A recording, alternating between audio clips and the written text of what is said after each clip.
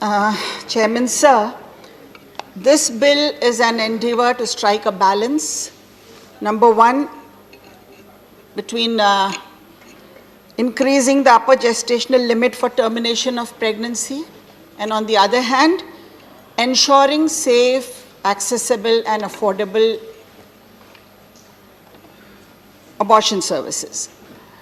Now, Chairman Sir, imposing severe restrictions on abortion gets us nowhere, because various studies and surveys in the world have shown that restrictive abortion laws have not resulted in lower abortion rates. They have only resulted in making abortion more unsafe. We thus have not made our laws restrictive. The online WHO publication of 15th August 2012 says exposure to unsafe abortion is gravely detrimental to women's health and human rights. 47,000 women die every year from complications of unsafe abortion. 5 million are left disabled. And the most common cause of maternal mortality is unsafe abortion. Chairman Sir, it is more a lack of awareness in women of fear of social taboo that usually leads to a delay in the gestational limits. The WHO considers restrictive laws and third-party authorization as causes for delay. They serve more as barriers to safe termination of pregnancy, Chairman Sir. Unfortunately, all these barriers are seen in the current version of the MTP bill. Advancements in technology, no doubt, have made early termination of pregnancy possible and comparatively more safer. My suggestion is that the gestational limit of 20 to 24 weeks should apply to instances of rape as well.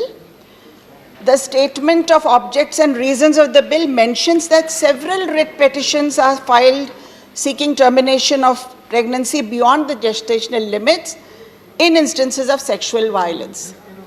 This provision needs to be included, sir. Shortage of specialist doctors is a reality, as my colleague has mentioned.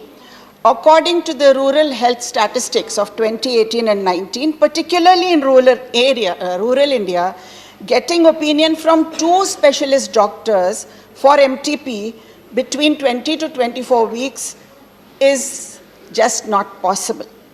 Therefore, it shall be an impracticable expectation. It will cause delays in their access to medical care. Therefore, the opinion of only one provider should suffice even for the gestation period between 20 to 24 weeks, sir. Moreover, because most women in rural areas are compelled to get aborted at the hands of nurses, auxiliary nurses, midwives and Ayush doctors, these people should be adequately trained to provide first trimester pregnancy termination.